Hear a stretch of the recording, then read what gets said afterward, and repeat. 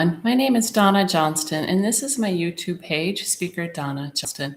Welcome to my first YouTube Live podcast called Spirit World Connections. I don't know if you've had the ability to watch any of my videos that I have already posted, but I want to share with you tonight my background with being raised in an intuitive environment and how my insight has developed throughout my lifetime. I want this podcast to be interactive, so please feel free to comment. I'm also open to any feedback you can give me, constructive criticism on how to make this better. So lighting, volume, etc. I'm open to that.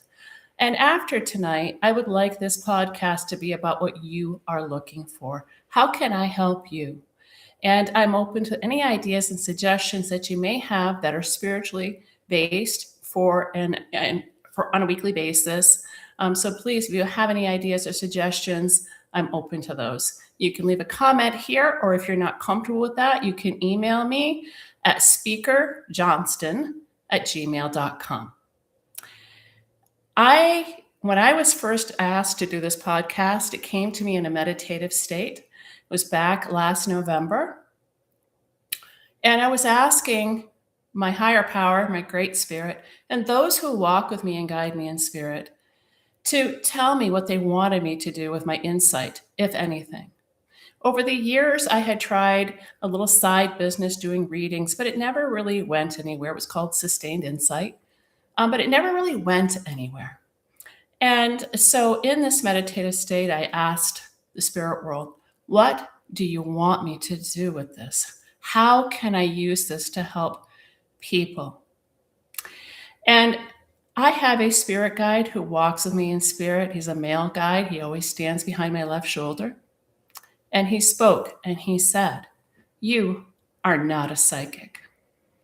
And I said, no, I never call myself a psychic. And he said, "Well, you're not a shaman." And that one I kind of was a little confused on, but before I could say, but I trained for 15 years as a Celtic shamanic wisdom keeper, he spoke again and said, "You are a speaker. You speak on our behalf." And I knew at that moment exactly what he wanted me to do. Now, you may be wondering why we're now into May, and when I heard that first calling back in November. So I want to share a little bit of that with you too. I have a background in public speaking. I've also worked in higher education as an adjunct instructor at several different colleges and universities. But when I go into a speaking event or teaching a class, I go in prepared. I have lesson plans, I have lecture notes. I'm very structured so that I can stay on point and to stay moving with it. But Spirit said to me, you can't do it that way. This is very spirit driven. You can't structure this. This has to be guided by those who walk with us and guide us in spirit. And it needs to be authentic and not structured. So it is not about structure in terms of what we're going to discuss every week. It's more about communicating with you, about your spirit guides, who's walking with us in spirit, and talking about spirituality and what it means to have insight and to be connected to the higher realms that exist among us.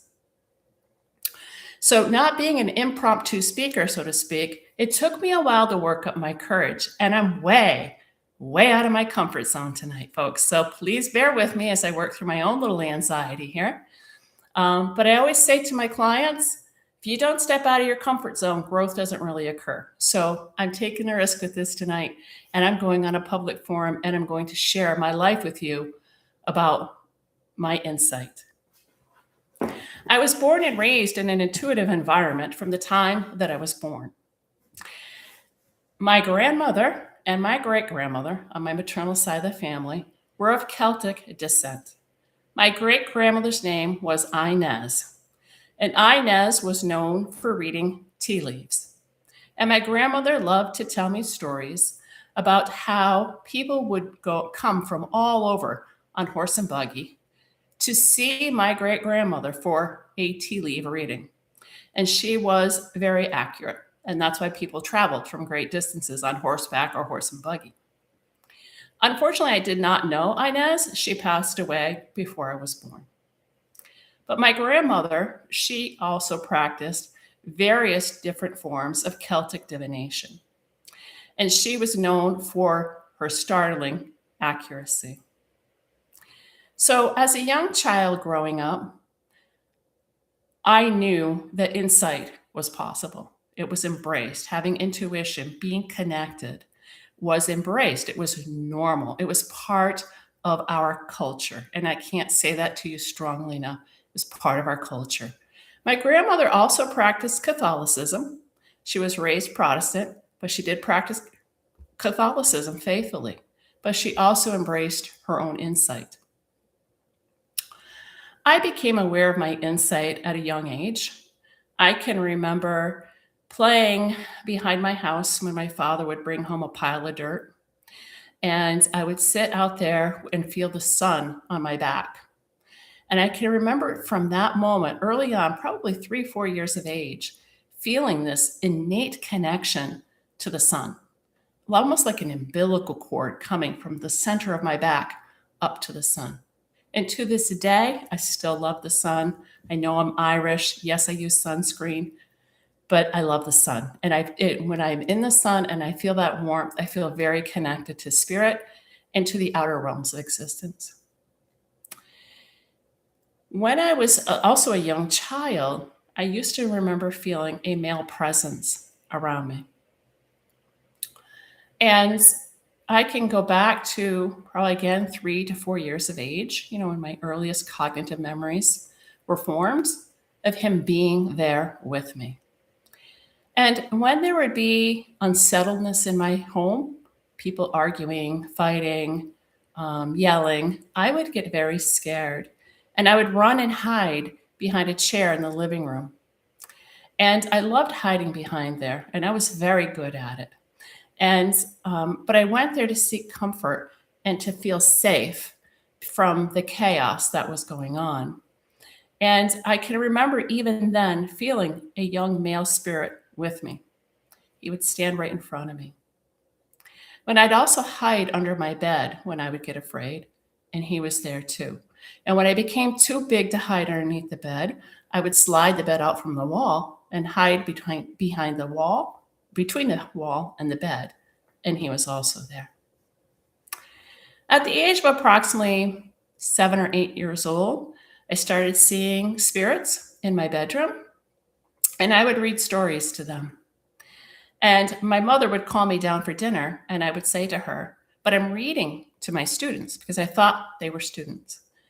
And my mother would say, "Well, there's nobody there. You need to come down and have dinner." And I would say to her, But there is somebody there. I can see them. I'm reading to them, and I need to finish reading to them." And my mother would say, "It's your imagination." Ironically, when I was in kindergarten, I used to paint the same picture every day, and it was of a brownstone building. When the teacher asked me, what I was painting, I said, it's an apartment building in the city. It's a large brownstone building with stairs going up to it with a big door going in. But every day I would paint the same picture over and over and over. And the kindergarten teacher told my mother I didn't have a good imagination. So I got a lot of mixed messages there. My mom saying I was making things up, and then I had a kindergarten teacher saying I didn't have a good imagination. And I'll get back to what that brownstone building represented a little bit. So at 7 or 8 years old, I'm in my room, I'm reading to the spirits, and they would sit in chairs, and there were about 4 or 5 of them, male and female, and I would read to them, and they were delighted that I was there with them and acknowledging them. And then when I was about, I want to say 9 to 10 years of age, my grandmother began to teach me some of the forms of divination that she used. And so I began practicing. But it was around that time that I became keenly aware of resistance from the outside world. And I went to school with students who were primarily Catholic. And on numerous occasions, they would tell me that my grandmother was evil, that she was devil worshiping, that we were going to hell for practicing this. And it was very confusing to me because my grandmother was an incredible woman. And I want to tell you a little bit about my Gram. Her name was Alice Billings Mastic. When my mother was 5 years old, my grandmother, who already had her bachelor's degree prior to getting married, went back to college because my grandfather had a gambling addiction, and she earned her master's degree. After earning her master's degree, she managed two private business schools in New York State. One was called the Ogdensburg School of Business, and the other one was the Messina School of Business. My grandmother was a trendsetter. You think about that, 1950s, 1960s, a woman running two business schools. Of course, on paper, it had my grandfather's name as the director because women were not allowed at that time to own businesses. But my grandmother worked very hard to educate people. And I can remember being at her home and having some of her former students show up, and they would thank her for helping them. Because if a student came to my grandmother and wanted to attend her school, but the family didn't have the money to pay her, she would allow them to work as a teaching assistant or as a nanny or babysitter to my mother and to my Aunt Jackie. And I can recall one time a woman showing up, and she was so, I'm going to get emotional thinking about this, so grateful to my grandmother for helping her not only earn her education, her higher education, but also setting her forth on a path out of poverty. And I was very moved by this story. And I can remember after the woman left, my grandmother said, that woman came from the poorest of the poor. And she worked for my grandmother in order to earn her education. So my grandmother did a lot to help women and women in education, women in the career field. She was also very involved in politics. And I'm not going to drop names, but if you can think of the 60s, you can kind of pick up on that. She was a state and national delegate for her party that she believed in very fiercely. And she was very active during the time of the civil rights movement and the women's movement. So again, think about that for a woman in the 50s or 60s, right? So when I would hear people say to me that my grandmother was evil, I couldn't wrap my mind around it. My grandmother was an incredibly warm, gentle, loving, generous, kind, considerate, respectful woman. She was not a devil worshiper. She was not evil. She was not playing with black magic. But I felt that at a young age, I felt a lot of criticism, and it created a lot of confusion. And as I was growing up, and once I started practicing the different forms of divination, I would start reading for friends. But if I predicted something that happened, it would scare them. So I also learned early on that if you have insight and it's accurate, it can be pretty scary sometimes. And I always kind of felt like an outcast in terms of my spirituality throughout most of my life. And I do believe that part of this podcast is going to be about connecting with others who are like me, who have felt kind of that sting, that judgment, that rejection. And to be able to connect with you and to help you understand, if you don't understand, your higher self and those who walk with you and guide you in spirit. So that's my little background about Gram. And I thought it was important to share that with you because I want you to know how confusing it was for me for people to say such negative things about such an incredibly giving, generous woman. And I am very proud tonight to share with you that my middle name is Alice. I was named after her, and I'm very proud to be Alice Billings Mastic granddaughter. I am Alice's granddaughter, and I was her only granddaughter. And it is such an honor and a privilege to share her life with you and also to share with you my biological connection to her. As I was growing up, I always felt some sort of connection to the spirit world. And But I always had difficulty, even when I was dating, with finding partners who could understand it. Because again, if I said something that happened, it would scare them or make them feel unsettled, and people would say, "How do you know that? How do you know that?" And then in 1991, I had an encounter with someone that was life changing, and I can't say that to you strongly enough. I was working in a frozen yogurt bake shop in Mystic, Connecticut. It was in February of 1991. And I saw this light blue car drive by, and he pulled in. Then a gentleman walked into the building. He was about 5'6", maybe 5'7". He had a long, dark, curly hair down to about his shoulders, combed straight back. And he had silver rimmed glasses and a very well kept beard and mustache. He had on a pair of faded blue Levi's, a denim jacket, and a button up plaid shirt. And he had a lot of jewelry, chains, bracelets. He presented very well, but he looked out of character. And I say that because he was wearing these gray cowboy boots. And I thought to myself as soon as I saw him, why, he doesn't look like he belongs here. This is Mystic, Connecticut. He doesn't look like he belongs here. So he came in and he said to me, "Hi, how are you?" And I said, "Well, I'm okay, but there's always room for improvement." And he laughed and he said, "I like you. I had such a good feeling about you. I could see you in here when I was driving by, and I had to stop and talk to you." Now, at that time, I was 23 years old, and I wasn't really sure where he was going with this conversation. I wondered if maybe he was hitting up on me. I wasn't quite sure. So he said to me, "What do you think of Oprah Winfrey?" I said, "What do you mean?" And he said, "Well, she's fat, she's thin, she's fat, she's thin, and Stedman says he loves her anyways. What is that about?" I said, "I don't know." He said, "It's psychological." And I said to him, "What are you, psychic or something?" And he said, "I don't like that word. People use it to exploit money from people. I prefer to say that I have insight." And I laughed at him. Again, 23, I'm an immature kid. That's funny. That's exactly what I said to him.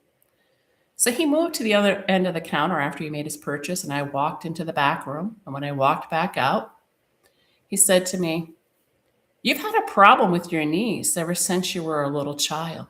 You used to cry at night and nobody would come and help you." Whew, he had my attention. He was right. He was spot on. And nobody knew that because I didn't tell people. But the young girl in me, that immature child, of course, had to challenge him. And I said, "Oh, yeah? What else can you tell me?" And he said, "Well, you have a scar in the middle of your chest that you don't know where it came from, and you've got a birthmark where the sun doesn't shine." And I instantly froze. I felt like I was bare naked, exposing my soul and my whole physical body to this man. And then he began to tell me my life story. He told me that within 2 years, I would have two sons, and that I would be breaking up with my boyfriend. I would be meeting someone else. Within a year, I'd be pregnant with the first of two sons. That's what it was. I'd be pregnant within the first year, I'd be pregnant with the first of two sons, and then I would have another son shortly thereafter. And he also talked to me about things that happened in my past. And some of these things that he brought up were very, very private matters that I had never discussed with anybody, but he knew. And he would hint at it. So I knew that he knew. And when I said to him, well, I wanted to ask him more details about it, but I didn't want my coworker to know, because my coworker was there with me listening to this entire conversation. So I was thinking this through, but I finally worked up the courage and I said to him, "Well, do you know what happened with those things?" And he said, "Yes, but you don't want your friend to know about it." Wow. Wow, he could read my mind. That was wild. So before he left, he wrote down his name and his phone number. He said he was from New York City. And he said that I could contact him if I had any questions. And when he left, he said to me, "Don't lose my number, because when things start happening in a few years, you're going to want to talk to me." I said, "Okay." Again, young girl here goes home and tells her boyfriend, "You're not going to believe what happened to me today. And you know what he said about you and I? And this is what he said." And my boyfriend had a fit. Don't ever talk to him again. Throw away his number. But I couldn't. And I have to tell you that after this interaction with him, I was fascinated. I was kind of fascinated with how he knew what he knew. How did he know such private, detailed information about my life? And soon after I met him, my boyfriend and I broke up. I met someone else, and I was pregnant with my first son. And a year, I had my first son in 92, and my second one came in 93. So not only did he predict things, he predicted them very accurately. But at that time in 1991, there was a lot going on in my life. I had moved, and my boyfriend and I moved from one place to another. Then we broke up, and then I was moving again, and I moved again. And my mom died 2 weeks before I found out that I was pregnant with my first son. And when I was pregnant with my first son, my dad was diagnosed with terminal cancer. So there was a lot going on, but I lost his number. I think I threw it away due to the pressure from my ex-boyfriend, and he was feeling very uncomfortable. I did reach out to this man once, called and left him a voicemail, and he called me back, but my boyfriend was there. And he said, "You called." And I said, "Uh-huh." But I couldn't say anything because my boyfriend was sitting there. And he said, "Let me guess. Your boyfriend's there and he doesn't want you talking to me." And I went, "Uh-huh." And he said, "Well, then call me when you can talk." Click. And he hung up. And that was the last time that I spoke to him on the phone or had that type of contact with the person that I thought was him. But life moved me forward. I had kids and a family and all of that. But also in 1991, in December of 1991, when I was pregnant with my first son, his father and I broke up. And I had a lot of pressure on me to have an abortion or to give him up for adoption. No one thought that I should keep him. No one. And being a single mom, I didn't have an education at that time. My mom had just died. My father was terminally ill. I didn't know what to do. So finally, I decided I was going to have an abortion. But I was very far along in my pregnancy. I was about 19 weeks. I found an abortion clinic in New York City that was willing to perform the abortion, but it was a 2-day procedure. And someone offered to take me to the abortion clinic and stay with me for 2 days, a friend, and then drive me home. So on December 19th of 1991, I drove. I drove to the abortion clinic.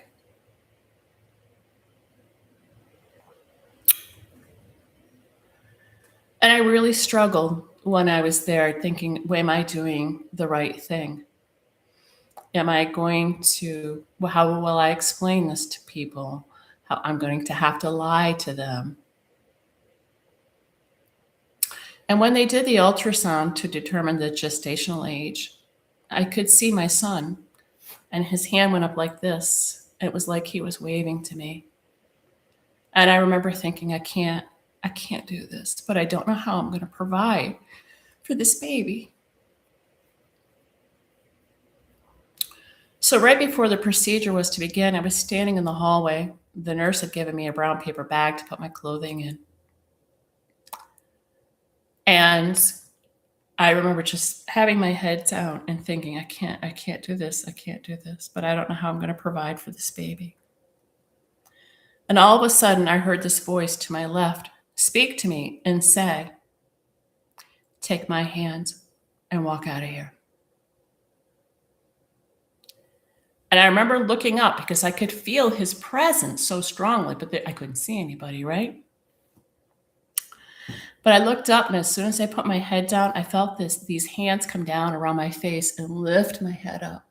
And I heard the voice again speak to me and say, "Take my hand and walk out of here, and I will provide for you." And before I could put my head all the way back down, his voice spoke to me again and said, "Take my hand now." And when he said now, it had a command to it. And I could feel his hand coming towards me. And I walked out of the abortion clinic. I've never regretted it. I did the right thing for my son and I. And throughout the time, that I had children, there was a period where I was a single mom, no education, really struggled a lot financially. I lived in really severe poverty at times, just struggling to get by, always behind on bills, always had credit card debt, and just barely staying afloat month to month, week to week, sometimes day to day. And there was a time when I had a house after my marriage ended, and I was single mom to 3 kids, and the pump in my basement broke. And when I tell you I didn't have a dime to put towards repairing it or any credit left on a credit card, I mean it. I mean it. But I didn't have water, and I was desperate for help. And so I looked up and I called to that male spirit and I said, "You promised me when I walked out of the abortion clinic that you would provide for me and my kids, and I need your help now.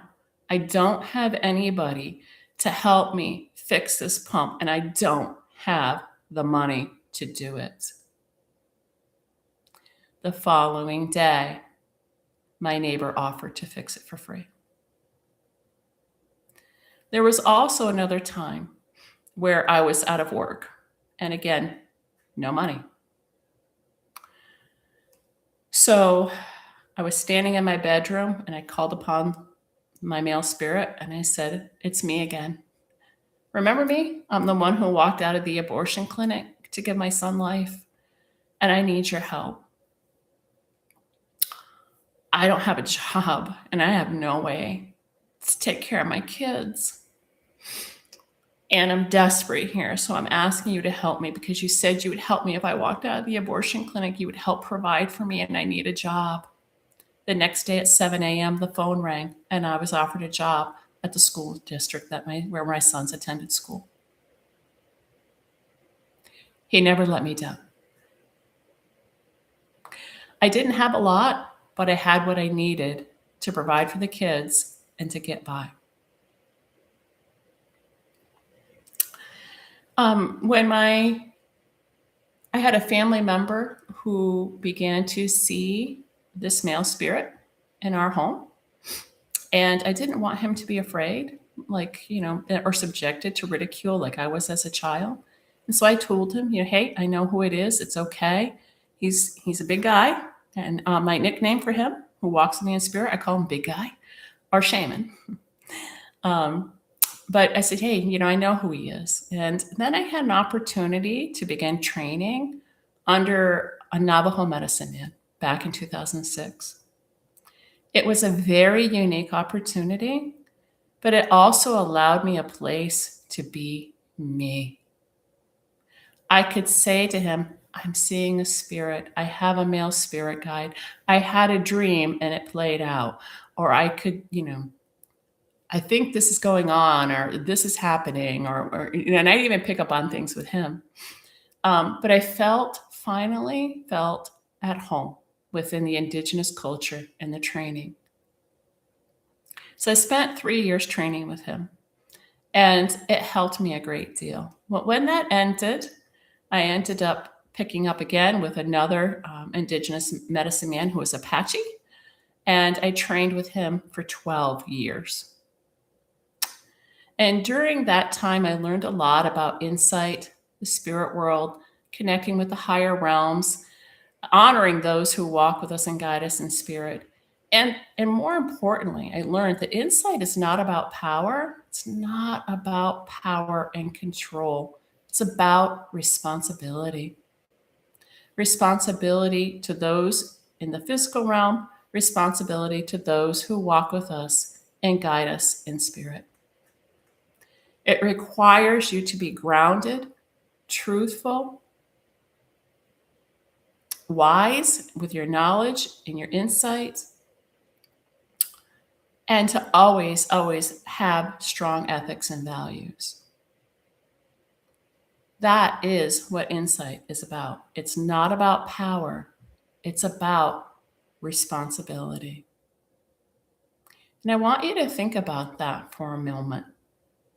Think about that if you've been to see someone who's a psychic, or you've been to someone who says they have insight.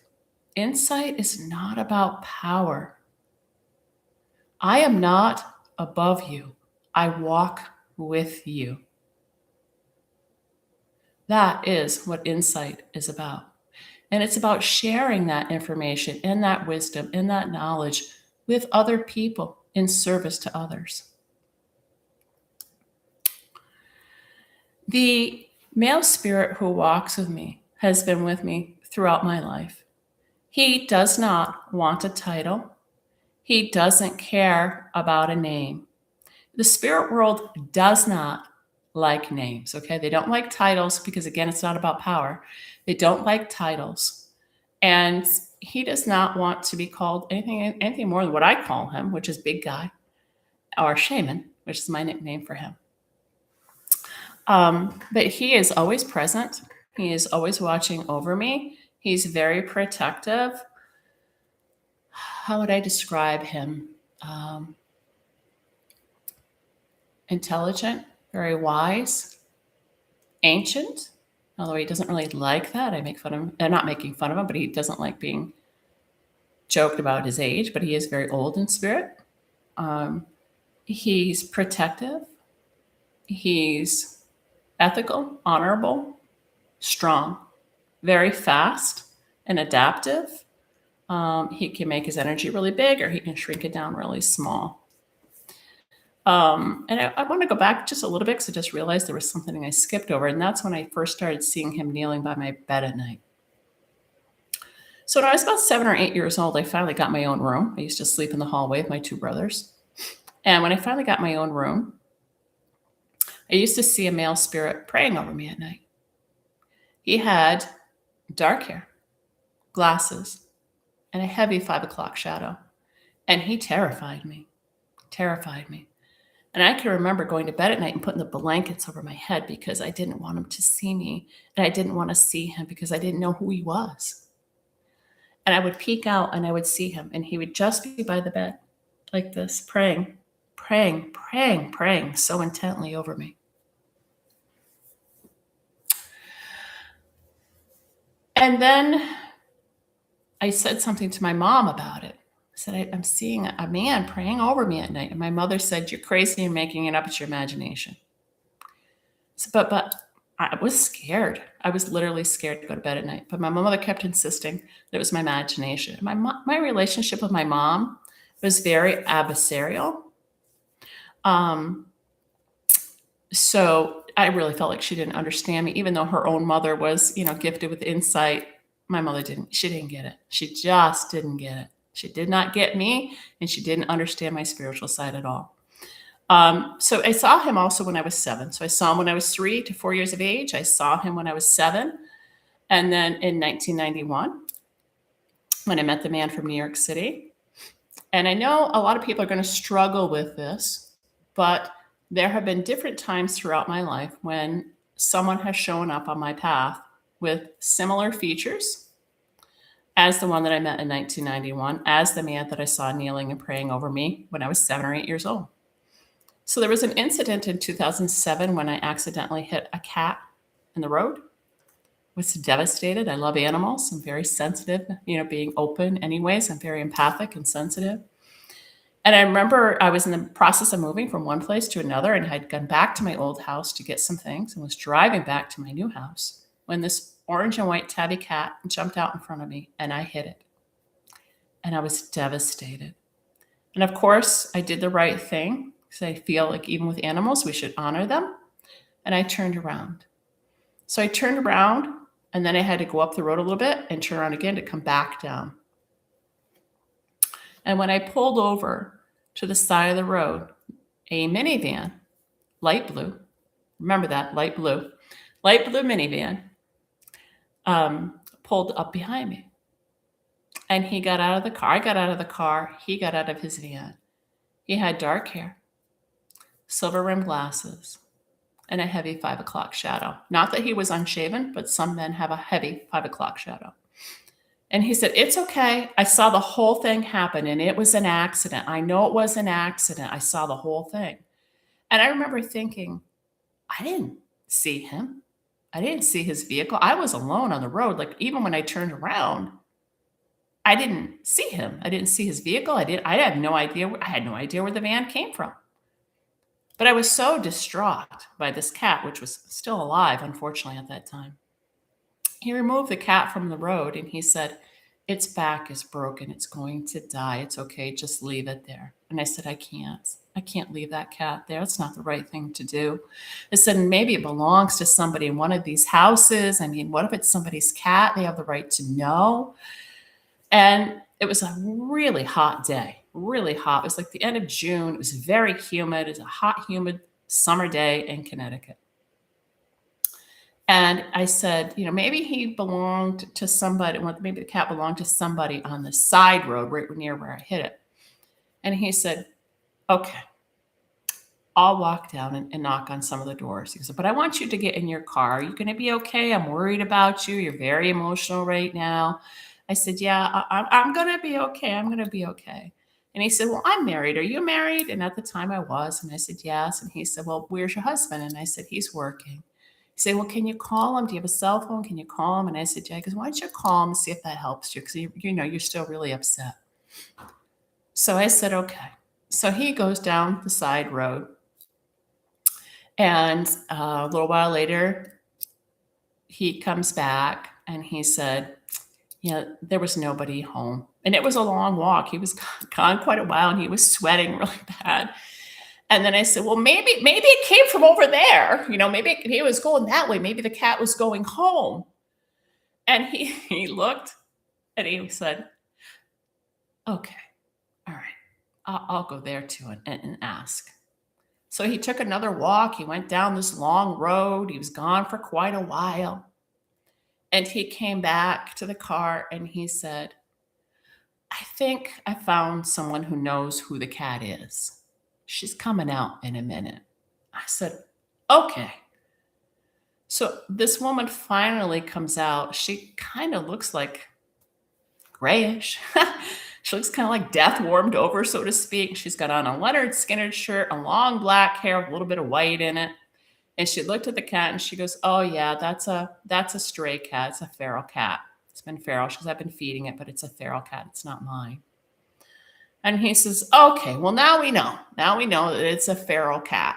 And you can just, leave it and it'll be okay." I said, "No, I can't do that." Unbeknown to him, or maybe he did know, I called my veterinarian and said, "Will you please take this cat? If it's not dead by the time I get there, can you at least end its suffering and honor the spirit of this cat?" And the veterinarian, who was a great guy, said, "Yes, absolutely, bring the cat to me." So after the woman leaves, he says, "Okay, you're going to be okay to drive?" And I said, "Well, no. I called the veterinarian. My veterinarian's going to take the cat so we can put it to rest and put it to peace, respectfully. I can't just leave it here on the side of the road." And he said, "Well, it has, it's losing fluid and you don't want to put that in your car." Well, because I was in the process of moving, I just happened to have garbage bag. So I reached into the back seat, I pulled it out and I said, "I've got a garbage bag. I got a garbage bag. Will we put it in this?" And he said, "Okay, all right, I'll do that for you." So he went, he put the cat in the bag. And at that time it had already died. And he put the cat in the back seat of the car on the floor. I'm still crying hysterically. And I said to him, I'm going to name the cat Sunflower because I think it should have a name. We need to honor the spirit of the cat, and I'm going to call it Sunflower. He goes, oh, that's a nice name. Okay. Said, and I'm going to take it to the veterinarian. He said, I'm still really concerned about you. You're very emotional. I don't think you should be driving right now. Would you like me to follow you? Now, as he's talking to me, all the spirits are just as loud as they can be. And they said to me, ask him his name, ask him his name, ask him his name. And I kept hearing it. And there were so many spirits. Ask him his name, ask him his name. And so I said, I don't even know your name. I can't thank you enough for helping me. And he goes, listen, don't worry about it. It's okay. Are you sure you don't want me to follow you? Because I'm really concerned about you driving. And I said, no, I'll be all right. He gets in the van. He pulls away. And I realized it was him. It was him. And then in 2011, a single mom, putting myself through school, trying to climb my way out of poverty the best that I could. And it was a rough time. I was raising my boys were teenagers when I was in school, and there was just a lot going on. I was working part-time, going to school full-time, doing an internship. I was just going nonstop. And I was very overwhelmed one night. And after leaving my internship, I stopped at a grocery store, and the parking lot has a slope to it. It's a very bad slope for a grocery store parking lot. And at that time, I had a really bad Diet Pepsi addiction, which I gave up many years ago. But at that time, I had a very bad Diet Pepsi addiction. So I had to stop at the store and get some of my caffeine, some of my Diet Pepsi, get my fix for the week. So I stopped and I bought a couple of cases of soda. But I was really struggling emotionally, really struggling financially. Just life was tough. It was challenging. And I can remember, and it was a difficult day. Other things had happened through kind of through the day off. So I come out to the car. It's pitch black out because it's nighttime. It's in the winter. It's in February. And I go to lift up one of the sleeves of Diet Pepsi, and the box rips, and the cans roll out and roll down the parking lot. And I was in such a frame of mind. I just said to myself, I'm not picking it up. Like, I'm done with this day. I'm going to take what I've got left. I'm going to go home, right? Done. And then I see this man walking and picking up the cans. And he had dark hair and glasses and a heavy 5 o'clock shadow. And he said to me, I saw what happened. I just wanted to stop and help you. Saw the whole thing happen. I just want to stop and help you. And so he picked up the cans and he brought them over to me. And I said, well, thank you so much. I really appreciate you doing that. I was just going to leave them. I've had such a bad day. Just a lot of things going on. And he said, one time I thought I was having a bad day too, until I got home and found that my house burnt to the ground. Then it was a really bad day. I said, wow, it must have been really horrible. And he said, yeah, it was really bad. He goes, but don't worry. Things are going to get better. I'm sure that, things are going to get better for you. And I hope you have a good night. So I watched him walk away. And it was different because, it's February in Connecticut. It was cold. He had on shorts, white tube socks, sneakers, and a t-shirt. Again, very out of character. So he gets in his vehicle. I watch him. He gets in his vehicle. And as he's backing out, I realize it's light blue. And I'm like, oh, it's him again. And so my joke, my friends who know this story about him, my joke has always been, one of these days, I'm going to catch him with his guard down. One of these days, he's going to approach me and I'm going to say, I know who you are. That hasn't happened yet. But he has shown himself in the physical form in different ways. And for those of you who don't understand that, in the indigenous culture, they call it shape shifting, where spirits who walk with us in spirit can shape shift and be here and appear in front of us as if they are in the physical form. Again, I know it's going to be hard for some people to wrap their mind around. Some of you may be listening and thinking, she's crazy, but this is my truth, folks. And these are my true experiences. And so there have been these, many times where I've seen him and felt him. And then, life moves me forward with my career and social work and raising kids and working on my training with the Apache Medicine Man and thinking I'm doing the right thing, that I'm on the right path. I'm a licensed clinical social worker. I have a background in doing individual and couples counseling. I specialize in trauma and PTSD and domestic violence. And I do not want my podcast to be about that, but I'm just letting you know what I've been up to since I graduated college. And I decided in 2019 that I wanted to open up my own private practice because I wanted to bring the spiritual piece and my training to people. And so I created a private practice called the Center for Healing, Indigo Wisdom Professional Counseling. And the whole basis of the business and the business name, the Center for Healing, was because I wanted it to encompass alternative forms of therapies that help people heal: massage management, Reiki, yoga, reflexology, meditation groups, drumming circles, and things of that nature, because I felt that that is what Spirit wanted me to do. But in December of 2020, I had a very, very rude awakening. Several months leading up to December 27th of 2020, I had not been feeling well. And I'd been complaining to my primary care doctor that something was wrong. I was having issues with dizziness, lightheadedness, and fatigue, very, very bad fatigue. And every time I went to the doctor, he would dismiss my concerns. And at that time, I had high blood pressure and I was on blood pressure medication. And I said to him, "Are you sure it's not my blood pressure medication?" Because I had had a prior syncope episode where I passed out from being overprescribed blood pressure medication. But he said, "Nope, your blood pressure's fine. When you hear it's not your blood pressure medication, keep taking it." Okay. In November of 2020, I was feeling so bad. I kept sensing that I was going to die from something. I didn't know what it was, but I felt like I was going to die. And so I said to myself, I need to get prepared because, I have kids and I have a house and I have a private practice and I need to get my affairs in order. So I hired an attorney and I had my last will and testament written up along with a living will. And in December 27th of 2020, something tragic happened. I went to visit my mentor, the Apache Medicine Man. And he lived in a brownstone building. So we're getting back to when I was 5 and painting a brownstone building in the city. I went to visit him and he lived on the second floor, 15 stairs up, and it turns, and there's 12 stairs up, then it turns, and there's 3 more stairs up to the landing where his apartment was.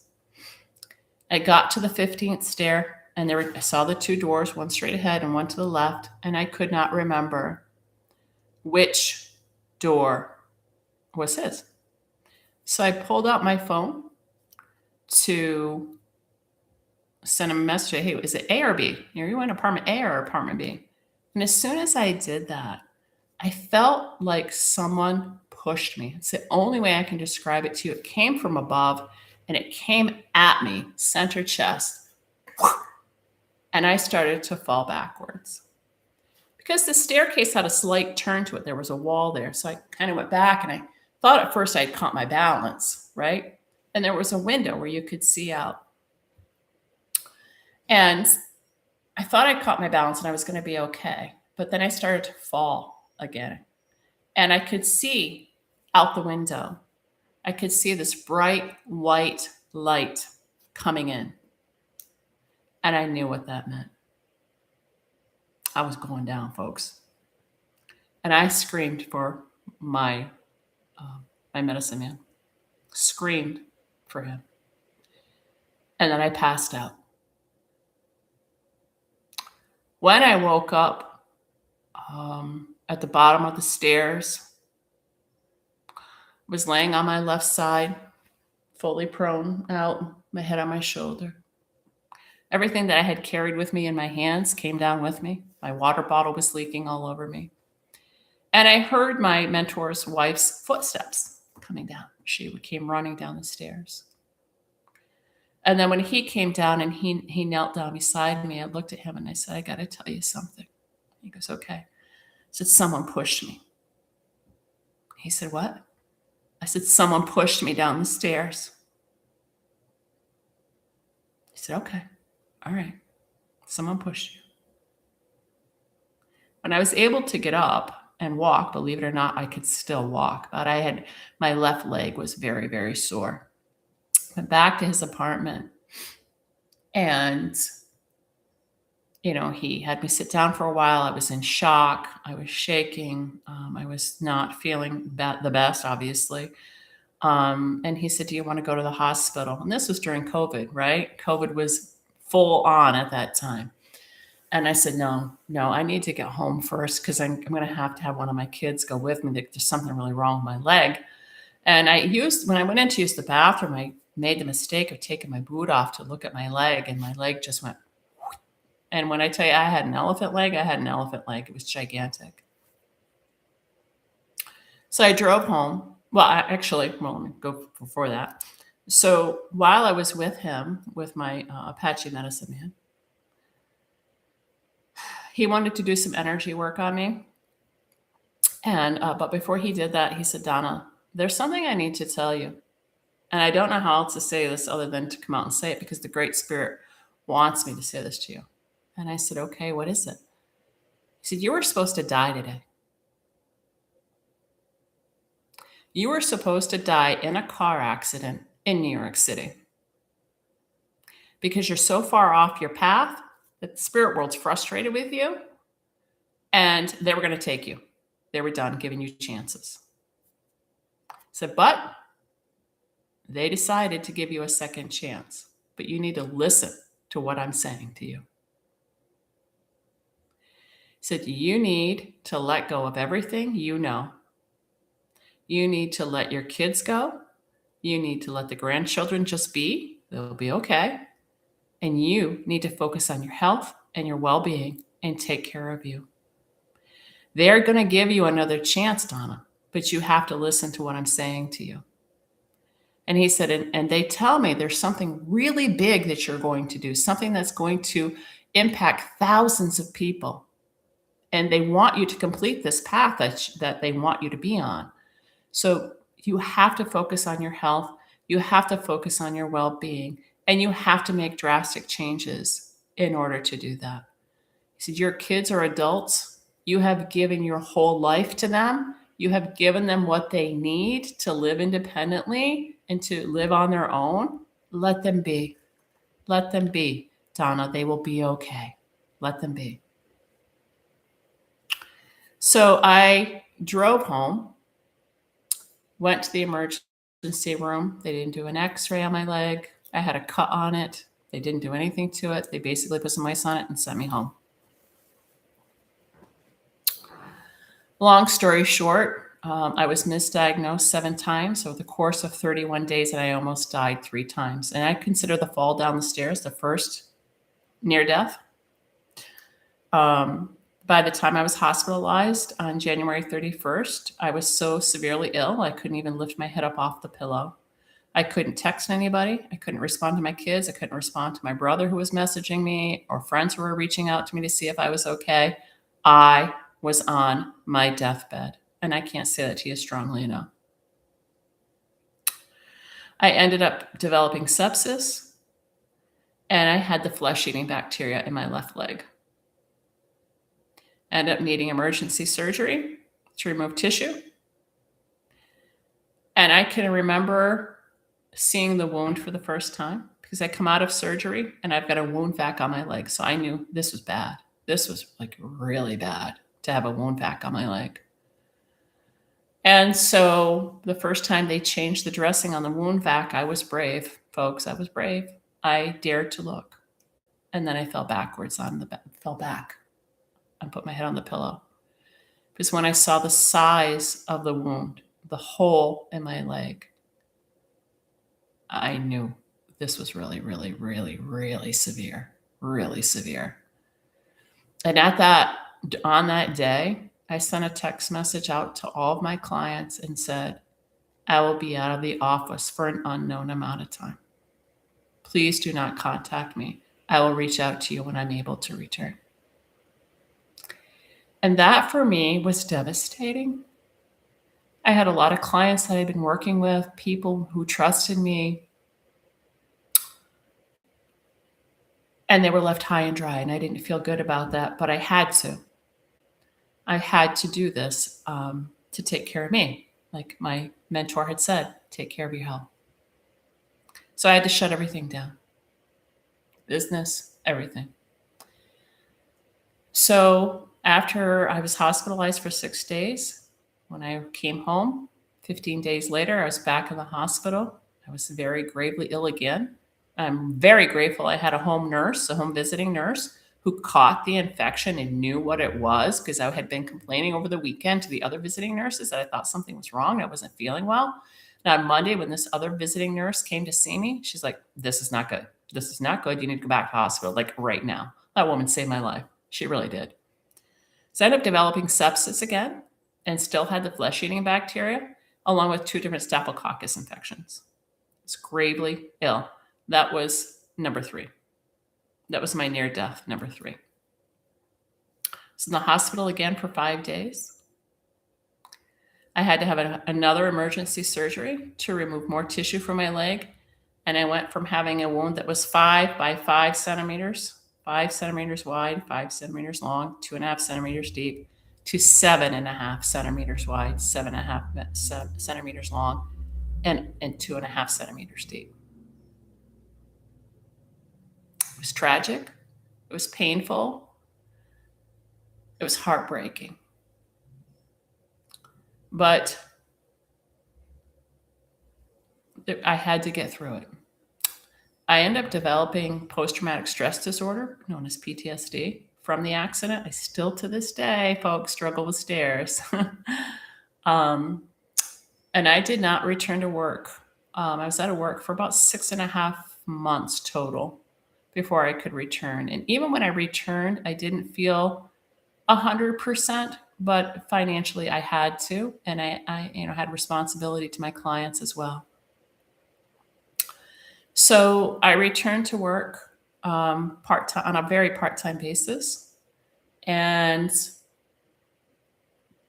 I got a call one day from my mentor, and he said, Donna, you taking care of your health? And I said, yeah. And he said, well, Donna, I'm going to tell you something. You need to move. And I said, what do you mean? And he said, you need to get out of that house you're in. And the house I was living in, I never really liked. I was kind of forced to stay there because of finances and raising a family and whatnot. And he said, Donna, if you don't move within the next year, they're going to take you. You're going to die. You're going to die in that house, Donna. So if you want to die, stay there. But if you don't want to die, Donna, you better get up and get moving. And that was kind of the fire that ignited me to get me moving. So my youngest son moved out. Finally, he completed his master's degree and he got a job and he moved on, and I was able to sell my house. And I was going to buy a house in New York State. I wanted to stay close to my family, close enough that I could come home and see my grandchildren. I have 3 beautiful grandbabies that I love and adore. And my kids also were in Connecticut, so I wanted to stay close to them so I could at least visit, maybe go home for the holidays, have a little bit of contact. But I was in the process of buying a house in New York, but it fell apart. And I had somebody already under contract to buy my house, so I was kind of under the gun to get moving. And then the house that I'm living in now came on the market, and it was in North Carolina. And as soon as I saw the house, Spirit said, that's your house. And I went, what? And Spirit's like, that's your house. You need to buy the house. And I said, North Carolina? Like this place? That's your house. When I tell you I looked at this house online 50 times, that's probably a low estimate. I kept looking at it over and over and over, but I was very pulled spiritually and I was very guided to this house. So I said, okay. So I pulled the plug on my life in Connecticut. And in August of 2023, I closed on my house and moved to North Carolina. And I'm now living in this home that I'm in, that Spirit led me to. But I can remember when I first moved here, and it's a little tiny town near the Marine Corps base. And I remember driving into town and looking around. I think the population here is about 2,800 people, and looking up and saying, Spirit, really, Spirit? Not to mention I'm in the Bible Belt and I'm a spiritual person. Really, Spirit? And Spirit's like, yeah, this is your home. This is where you need to be right now. And so I've been here since 2023, and I've been able to do what I've wanted to do my whole life, going back to when I was a little girl. I've been able to hide. Because when I feel like I'm hiding or kind of going within, I connect very strongly with Spirit. And people who know me well know that I'm a very private person, and I love being at home. My mother used to call me a house cat. So I'm a house cat. But I moved here. I did not know anybody in this town, not a soul, no one. So I moved in here, and over the last couple of years, I have made substantial changes to my life. I've been working on my health. I've lost 110 pounds. I'm off of blood pressure medication. I'm no longer diabetic. I'm exercising every day. I'm in the best shape I've been in since I was a kid, honestly. And Spirit's very happy about that. And it's been really hard to be separated from my grandbabies and all that I knew, but it was needed. So when I was led here, Spirit knew what I needed, and I was given what I needed, and I trusted that guidance. And I can say to you that whenever I've connected with Spirit in that way, any guidance I have been given, I have never, ever been misled, ever. So in November of last year, when I heard that calling, you are a speaker, you speak on our behalf, I said, okay, I'm going to do this. And it took me several months to work through my anxiety and my stress over doing this kind of, free without any structure or format. But I'm here with you tonight, and I'm grateful to share with you my story. This is my truth. I walk with insight. I'm able to access the higher realms of consciousness. I'm able to communicate with those who have passed over, our loved ones who have passed over in the spirit world. I'm able to connect with the ancient ones who walk with us and guide us. And I have a direct source to the Great Spirit. This is who I am as a spiritual person, as a spiritual woman. And I'm hoping to connect with others who may be questioning whether or not they have insights, or who may have insight and have felt rejection or that sting of judgment from other people who don't understand. And I'd like to know, is there any questions or comments from anybody who's listening right now?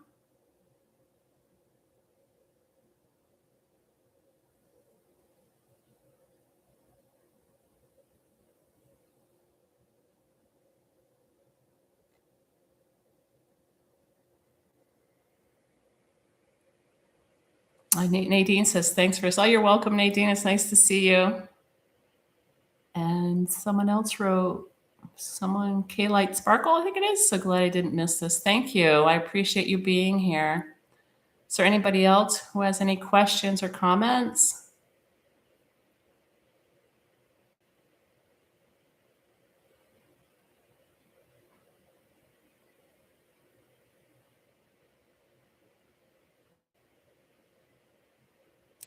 If you have any suggestions or ideas for upcoming podcasts, again, I'm open to hearing that. Feel free to make a comment or to reach out to me. I would love to hear from you.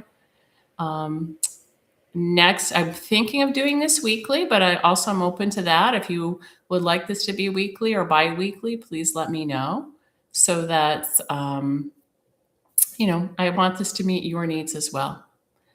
And if you're looking for additional information about me and the services I offer, you can find me on speakerdonnajohnston.com. That's my website.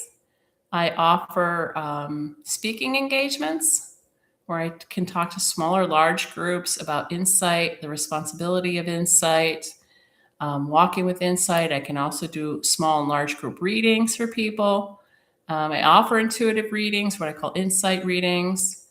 And I also do spiritual paintings for people if they want it. Those are more in depth. So I do a painting of what spirit shows me about what's around you, and I explain it to you and do a reading.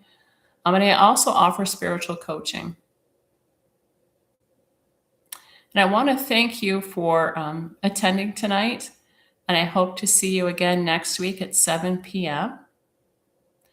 And remember that the spirit world is right there waiting for you.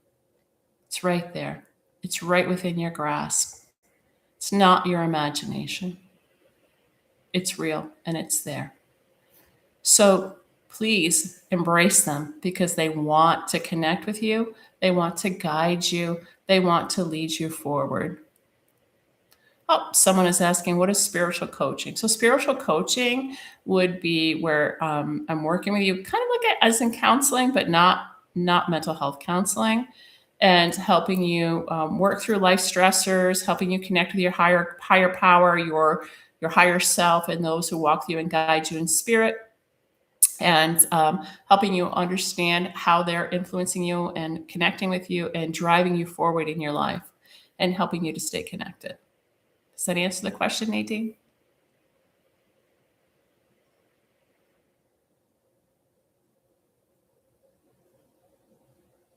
Any other questions or comments?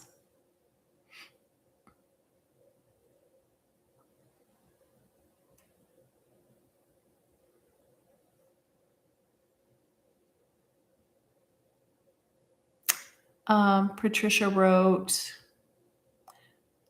very open presentation. Glad I didn't miss it. Your expertise and background is put to good use in today's world. Oh, thank you, Pat. I appreciate you saying that. Thank you for sharing that.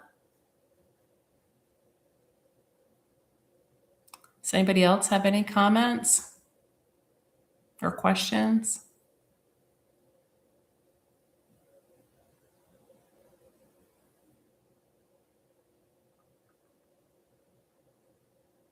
This podcast will be posted in the live feed on my channel. If you know of anybody who might be interested in it, don't hesitate to share it. Or to refer people to the website if you know of anybody who might be interested in the services. I also have a Facebook page, Speaker Donna Johnston, and I'm on Instagram as well at Speaker Donna Johnston. So you can find me on those social media outlets too. So I'm looking forward to seeing you again next week. Stay connected, folks. I can't say that to you strongly enough. Stay connected to the light. Stay connected to your higher self and your higher power. And those who walk with you and guide you in spirit, they will never mislead you. Have a beautiful night, and thank you.